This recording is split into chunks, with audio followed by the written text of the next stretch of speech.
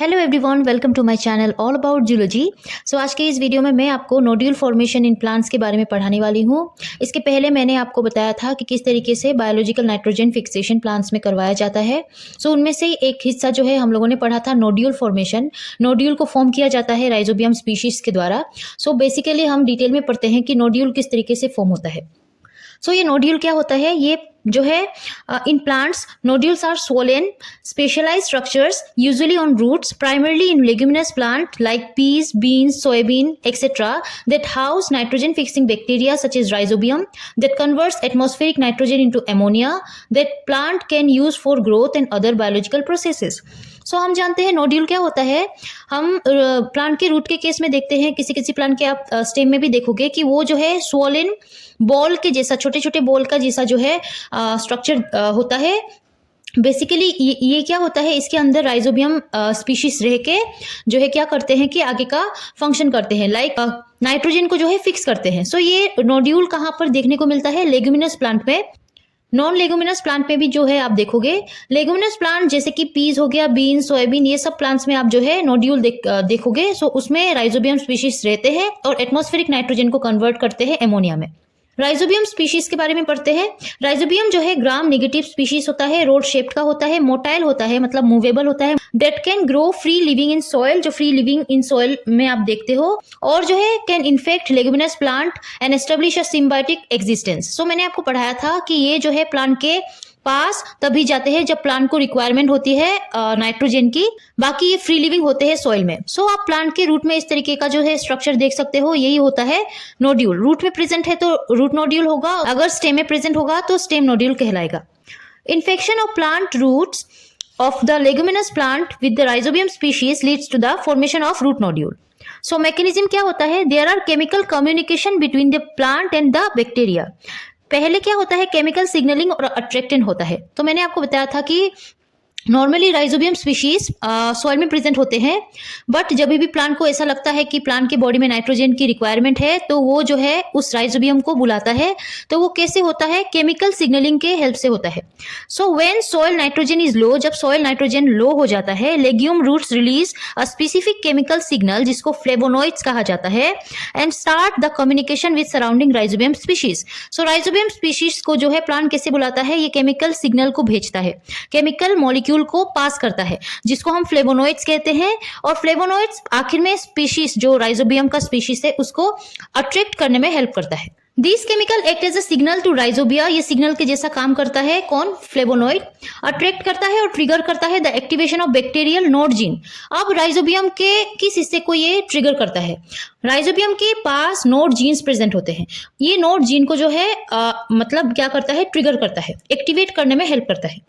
These node genes, also called nodulation gene, encode protein involved in this biosynthesis and secretion of another factor, non-nodulation or nod factor. Basically क्या होता है कि nod gene को हम नोडुलेशन gene भी बोलते हैं, क्योंकि आखिर में यही ऐसे जीन्स होंगे जो नोड्यूल के फॉर्मेशन में हेल्प करते हैं। सो नोड जीन को जो है जब एक्टिवेट किया जाता है फ्लेवोनॉइड्स के द्वारा, तो नोड जीन्स जो है आगे का प्रोसेस करते हैं, लाइक वो जो है नोडुलेशन या नोड फैक्टर को बनाते हैं। The recognition of specific node factors by specific receptors in plants present in the root hairs is the major determinant of host rhizobia specificity. कहा गया है कि जब ये नोड फैक्टर को बनाया जाएगा तो ये जो है नोड फैक्टर जाके प्लांट के उस हिस्से में, मतलब रूट के हिस्से में रिसेप्टर प्रेजेंट होते हैं। ये नोड फैक्टर के लिए स्पेसिफिक रिसेप्टर प्रेजेंट होते हैं। सो नोड फैक्टर उस स्पेसिफिक रिसेप्टर के साथ जाके बाइंड करता है, देन आगे का प्रोसेस होता है। नंबर 2 में क्या हुआ? नंबर 2 में जो है बैक्टीरियल कोलोनाइजेशन हुआ और रूट हेयर कर्लिंग होने लगा। हम लोगों ने नंबर 1 में पढ़ा है कि केमिकल सिग्नलिंग के द्वारा प्लांट जो है फ्लेवोनॉइड को रिलीज करता है, जिससे कि राइजोबिया अट्रैक्ट होकर उसके पास आता है। अब बैक्टीरियल कोलोनाइजेशन होगा, जितने भी आसपास के राइजोबिया स्पीशीज जो है होंगे वो आके प्लांट के रूट के आसपास जो है इकट्ठा होने लगेंगे, कोलोनाइज होने लगेंगे और रूट हेयर कर्लिंग होने लगेगा। सो ये रूट हेयर कैसे कर्लिंग होता है ये देखते हैं। Bacterial gene transcribed by activating of node A, B, C genes as well as many other node genes. So bacteria का जो जीन है, राइजोबिया बैक्टीरिया का जो जीन है, वो ट्रांसक्राइब होके नोड A, B, C नामक जीन को बनाता है और नोड जीन जो है अदर नोड जीन को बनाता है। Flavonoids bind to a specific sequence upstream of the node gene operon present in the bacterial cell called the node box and activates the expression of node genes. Basically कहा गया है कि flavonoids किस तरीके से काम करता है। जब फ्लेवोनॉइड्स को रिलीज किया जाता है प्लांट के द्वारा तो जो फ्लेवोनॉइड्स होता है वो बैक्टीरिया का जो नोड फैक्टर, जो नोड बॉक्स है जहां पर नोड जीन प्रेजेंट है, उसमें जाके फ्लेवोनॉइड बाइंड करता है, देन वो एक्टिवेट होता है और आगे का जो है वो ट्रांसक्रिप्शन के थ्रू आगे का जो है फैक्टर को प्रोड्यूस करता है, लाइक फैक्टर को बनाता है जिसको हम नोड फैक्टर बोलते हैं। फ्लेवोनॉइड्स के बारे में अगर डिटेल में पढ़े तो ये फॉर एग्जांपल ल्यूटियन, इसको जो है आप देख सकते हो एज एन एग्जांपल, ल्यूटियन एक फ्लेवोनॉइड होता है। रेडिंगजेनिन जो है ये फ्लेवोनॉइड होता है। जेनिस्टेन जो है फ्लेवोनॉइड होता है। डेड जीन होता है। ये सारे फ्लेवोनॉइड्स होते हैं जो बाइंड करते हैं राइजोबियल के नोड बॉक्स में जाके रेगुलेटरी प्रोटीन जिसको नोड डी कहा गया है उसके साथ जाके ये बाइंड होते हैं। अ मेंबर ऑफ लाइसार फैमिली, ये नोड डी बेसिकली क्या है, लाइसार फैमिली का जो है मेंबर है, ट्रांसक्रिप्शनल एक्टिवेटर होता है, leading to the expression of other nodulation gene, और इसके बाद में अदर नोडुलेशन जीन का भी एक्सप्रेशन होने लगता है। Interaction of flavonoids activates node D, जो मैंने अभी बताया आपको, जैसे ही इंट्रैक्शन होता है मतलब फ्लेवोनॉइड और नोड डी का, सो उसके बाद क्या होता है, which subsequently induces the transcription of nod ABC genes and many other nod genes. उसके बाद नोड एबीसी जीन का भी ट्रांसक्रिप्शन होता है, अदर नोड जीन्स का भी जो है ट्रांसक्रिप्शन होता है। नोड जीन्स जो होते हैं ये दो टाइप के होते हैं, प्रेजेंट इन ऑल सेल। एक ऐसा नोड जीन होता है जो ऑल सेल में प्रेजेंट होता है, जिससे कि नोड ए हो गया, नोड बी हो गया, नोड सी हो गया, ये ऑल राइजोबियल स्ट्रेन में आपको देखने को मिलता है। The 3 nod genes encode enzyme that are required for the synthesis of nod factors. Common nod genes जैसे कि दो टाइप के हैं, रेगुलेटरी जीन हो गया और नॉन रेगुलेटरी जीन हो गया। रेगुलेटरी जीन नोड डी होता है जहां पर फ्लेवोनॉइड्स के साथ ये इंटरेक्शन शो करता है, उसके बाद नोड डी प्रोटीन बनता है, ट्रांसक्रिप्शन फैक्टर जो है ये कहलाता है। नॉन रेगुलेटरी जीन जैसे कि नोड ए हो गया, नोड बी हो गया, नोड सी हो गया। नोड ए अपना नोड ए प्रोटीन बनाएगा, नोड बी प्रोटीन बनाएगा और नोड सी जो है ये नोड सी प्रोटीन बनाएगा। दूसरा जो ये common type of nod gene हम लोगों ने देखा। अभी दूसरा जो जीन है नोड जीन वो होता है host specific nod gene. Host specific nod gene से ही हम जान सकते हैं कि ये जो है स्पेसिफिक होस्ट के लिए मतलब ये जो है बनाया जाएगा। सो ये कैसे होते हैं, they differ among rhizobial species and determine the host range. They are जैसे कि नोड पी हो गया, नोड क्यू हो गया, nod H, nod F, nod E, nod L, ये सारे specific host specific nod genes होते हैं। अब यहाँ पर जैसे ही nod D means nod box में जाके फ्लेवोनॉइड बाइंड करेगा, देन नोड जीन सारे एक्टिवेट हो जाएंगे, उसके बाद नोड फैक्टर को बनाया जाएगा। तो ये नोड फैक्टर के बारे में जान लेते हैं। The nod factors are lipochito oligosaccharide, जिसको LCO कहा जाता है। ये सीक्रेट किया जाता है राइजोबिया के द्वारा। बेसिकली ये लिपोचिटो ओलिगोसेकेराइड जो है ये नोड फैक्टर होता है, consisting of beta 1,4 linked N acetyl D glucosamine. इसका स्ट्रक्चर है ये जहां पर beta 1,4 linked N acetyl D glucosamine इसके स्ट्रक्चर में देखा जाता है। विथ ए फैटी एसिड भी होता है इनके पास, of variable identity attached to a non reducing nitrogen in the backbone with various functional group substitutions at the terminal or non-terminal residue। so ये इसका स्ट्रक्चर है, आप लोग समझ सकते हो। फंक्शन ये क्या करता है, nod factor are potentially recognized by plant receptor present in leguminous root hairs that made up of 2 histidine kinases with extracellular LysM domain. तो नोड फैक्टर को जो है प्लांट रिसेप्टर पहचानता है, सो प्लांट रिसेप्टर के पास ये जाके बाइंड करता है। इन लेगुमिनस रूट हेयर्स के पास मीन्स लेगुमिनस प्लांट के रूट हेयर के पास इसके लिए रिसेप्टर प्रेजेंट होता है, जो बना हुआ होता है 2 हिस्टिडीन काइनेज के हेल्प से, जिसके पास एक्स्ट्रासेलुलर लाइसेम डोमेन होता है, which have identified in soybean plant and M. trunculata। so इन दोनों प्लांट्स में ये जो है आइडेंटिफाई किया गया था कि ऐसा कुछ होता है। Number 2, binding of node factor to these receptor depolarizes the plasma membrane of root hairs via an influx of calcium, which induce the expression of early nodulin genes and swelling of the root hairs। so mechanism कहा गया है कि जैसे ही node factor bind करता है receptor के साथ जो रूट हेयर में प्रेजेंट होता है प्लांट के, उससे क्या होता है कि प्लाज्मा मेम्ब्रेन जो मेम्ब्रेन पोटेंशियल है वो डीपोलराइज हो जाता है। डीपोलराइज होने की वजह से इन्फ्लक्स ऑफ कैल्शियम होने लगता है, कैल्शियम सारे जो है अंदर आने लगते हैं, जिससे कि एक्सप्रेशन ऑफ अर्ली नोड्यूलिन जीन का जो है इंड्यूस करवाया जाता है कि नोड्यूलिन जीन का जो है एक्सप्रेशन हो और जो है रूट हेयर स्वेल होने लगे। The signal transduction initiates by the activation of DMI1। ये सभी बातें इंपॉर्टेंट है, ध्यान से पढ़िएगा। The signal transduction initiates by the activation of DMI1, DMI2 and DMI3।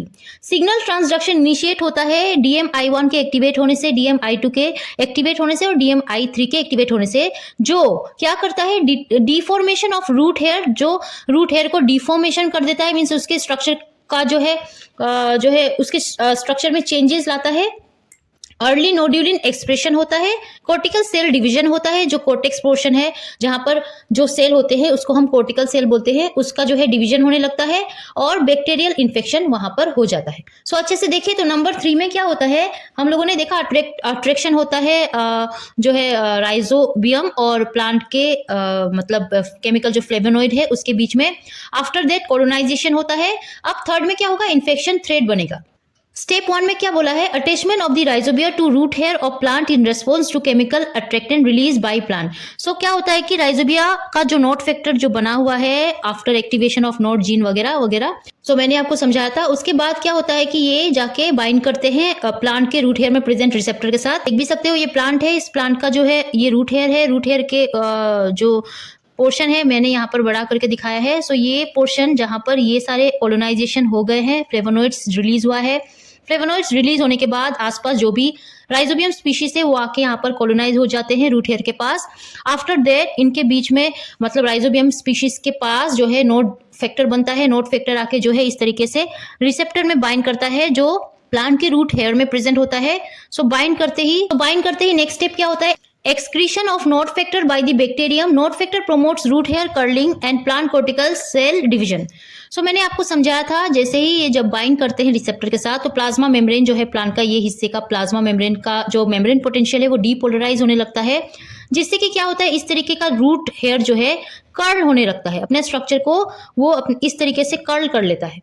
So root hair deformation and curling यहाँ पर हो रहा है। उसके बाद फॉर्मेशन ऑफ इन्फेक्शन थ्रेड, ये कैसे होता है, step number 3, formation of infection thread and its membrane fuses with the plasma membrane of the root hair cell. So मैं आपको डिटेल में समझाऊंगी थ्रेड किस तरीके से बनाया हुआ है।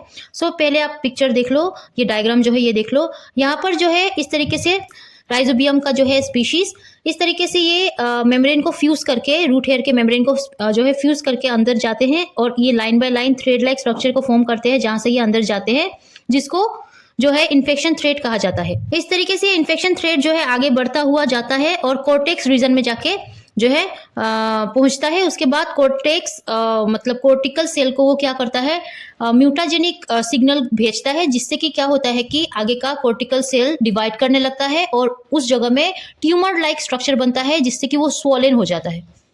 Number 5, the infection thread extend and branches until it reaches target cell. इसके टारगेट सेल कौन से होंगे, कोर्टिकल रीजन होगा। सो ये तब तक जो है जाता रहेगा जब तक उसका टारगेट सेल ना मिल जाए, प्लांट के अंदर तक जाता रहेगा ये।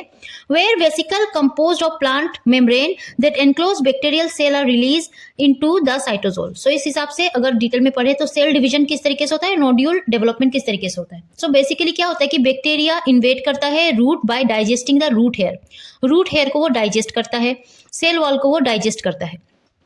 आफ्टर डाइजेस्टिंग क्या करता है कि नेक्स्ट स्टेप है फॉर्मेशन ऑफ इन्फेक्शन थ्रेड। ये कैसे होता है, इन्फेक्शन थ्रेड इलोंगेट करता है bye fusion with vesicle derive from the Golgi apparatus.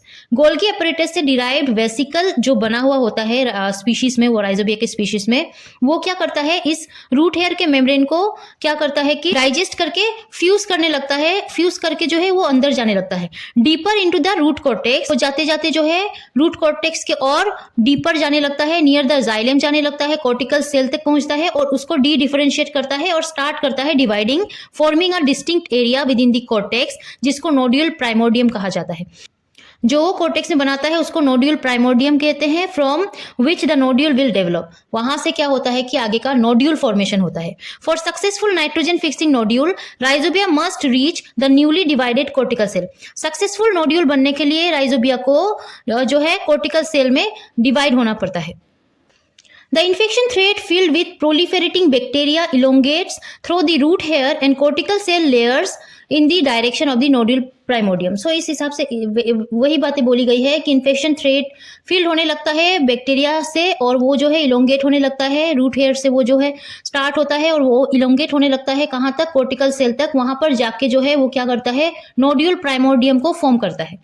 When the infection thread reaches the specialized cell within the nodule, nodule के अंदर जब जो स्पेशलाइज सेल है वहां तक जब वो पहुंचता है, इट्स टीप फ्यूजेस, उसका टीप फ्यूज होने लगता है with the plasma membrane of the host plant cell, release करने लगता है बैक्टीरियल सेल को, और जहां पर क्या होता है कि package in a membrane derive from the host cell plasma membrane, वहां पर वो जाके डिवीजन स्टार्ट करता है। नेक्स्ट स्टेप में आपको समझ आएगा बैक्टीरियोइड डिफरेंशिएशन किस तरीके से होता है। Branching of the infection thread inside the nodule enable the bacteria to infect many cells. वो कोर्टिकल रीजन में पहुंचेगा, उसको वो जो है म्यूटाजेनिक सिग्नल देगा जिससे कि क्या हो कि वहां का सेल जो है डिवाइड करने लगे। उसके बाद वो अदर सेल को भी उसी सिग्नल से डिवाइड करवाता है। सो बहुत सारे वहां पर जो है सारे सेल वहां पर डिवाइड करने लगते हैं। At first, the bacteria continue to divide, but soon thereafter, the bacteria stop dividing and begin to enlarge and differentiate into nitrogen-fixing endosymbiotic organelle called bacterioids.